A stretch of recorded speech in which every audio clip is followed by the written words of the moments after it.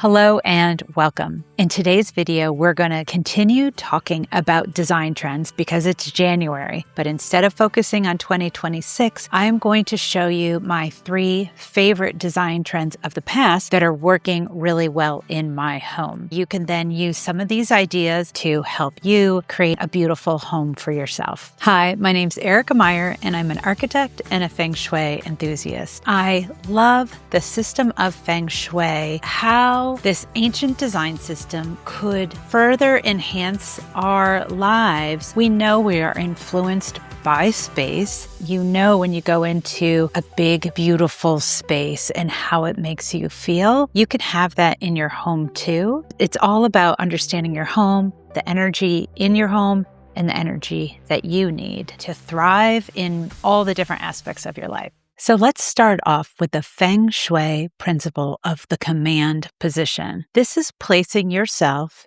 in a room so all the good energy is coming at you.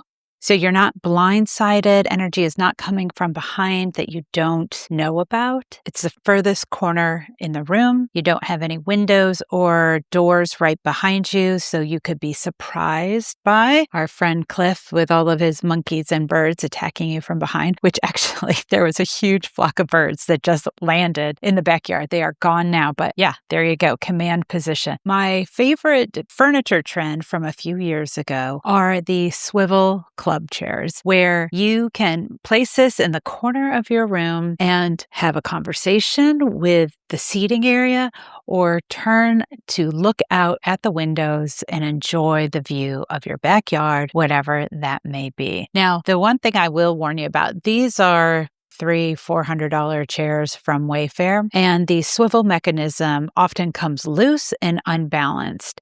Now, you can unscrew it and rebalance it. It is one of the detractions of the lower tier furniture. If you go to a Pottery Barn, I did try to flip over a chair in the store one time to see the mechanics. The showroom did not like that so much, but they assured me that the swivel mechanics in their club chairs do not come unbalanced. Whatever. I don't know. That's the difference between a $400 chair and a $1,200 chair, and certainly you can go up from there. But the great thing about these club chairs is you can put them in a corner and you can then command the room from all different positions, and it's just fun. Let's go to my bathroom and I'll show you my favorite design. Is it a trend? Maybe, or it's just a design principle. I think they're going to stand the test of time. Okay, next up is tile. This beautiful gray 12 by 18 tile. And yes, it is so boring, but sometimes boring is exactly what you need to stand the test of time. We built this house in 2018. It's a builder home that we were able to select many materials and make specific design choices. If you are building a home in the future or making major renovations,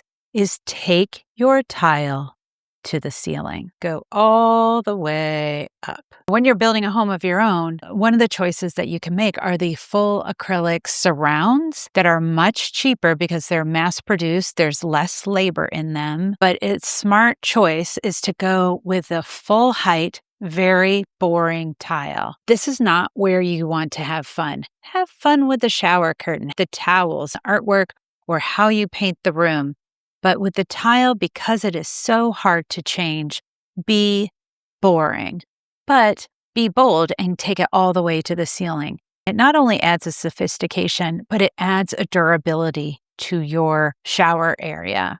Lots of times with the acrylic tub surrounds, that shower spray is still going to spray up and hit the drywall and create water problems right above that connection. By going all the way to the ceiling, it adds gravitas to the space, but it also adds just a lot of practical durability. The color in this bathroom, so millennial gray, this is in the western side of our home, and with the Feng Shui colors, the bagua, this western energy is metal energy, and it's represented by white and gray. It is enhancing that Western energy of creativity and joy, and makes me happy. It makes me happy to know that hopefully we have less maintenance issues with the walls. Now, let me show you. These are still trending today. Let's go for a walk.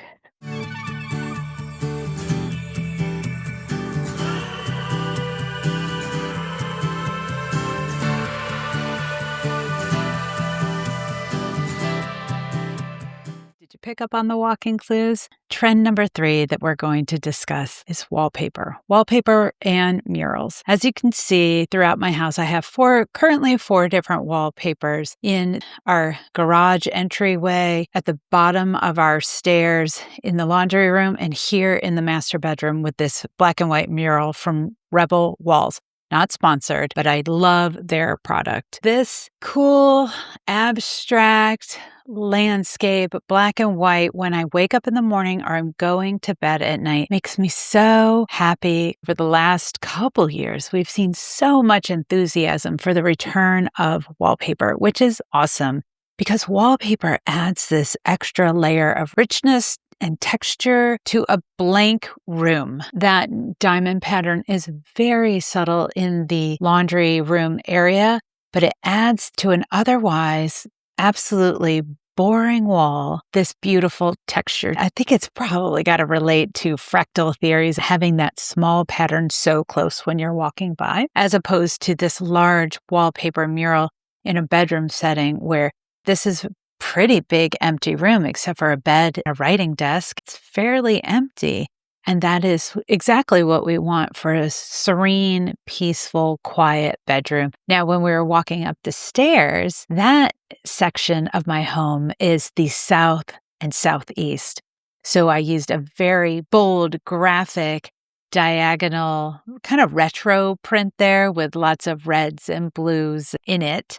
I'm sure some designer has used that fully throughout a room, but having that just 5-foot section behind the antique armoire just adds that extra oomph when you're walking down the stairs in the morning. In my little garage entrance, right off of that bathroom on the first floor, that section of my home is in the western part, and that is where I really wanted to try and be creative. I was drawn to that wallpaper immediately. The sheen to it, the colors, the green and the reds. That is a little intersection of so many doors. I did not want to see this beautiful wallpaper worn down over time by the exposed edge. So I placed it only above, and I think that is only fitting for the birds. I think they're pheasants to live up in the trees up there. So have fun with these wallpapers. If you are in love with floral wallpapers right now, that is best to put in areas of growth. So in anywhere in the east and southeast, you are aligning your inside home with the outside world. Also for the east and southeast, really good pattern are stripes. They represent vertical growth energy. If you are looking at plaids are representative of the earth energy, which is squares and horizontals, this stability that's going throughout your home. Do the darker plaids in the northeast. That northeast area is for spirituality and that grounding, you and your creator. In the center is about stable, healthy energy. And in the southwest, that's the sun setting, beautiful energy of relationships. So go for those warmer colors. If you found a fun, flowing wallpaper, that is perfect for the north, where the elemental energy is water.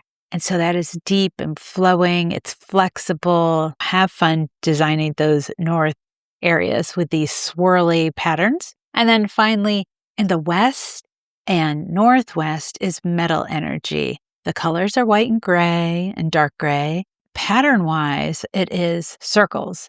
So even if you're done with that millennial gray, you can make a reference to the metal energy using circles. All right, well, please leave me any comments. I'm happy to answer anything. I am a real live person. See you next time.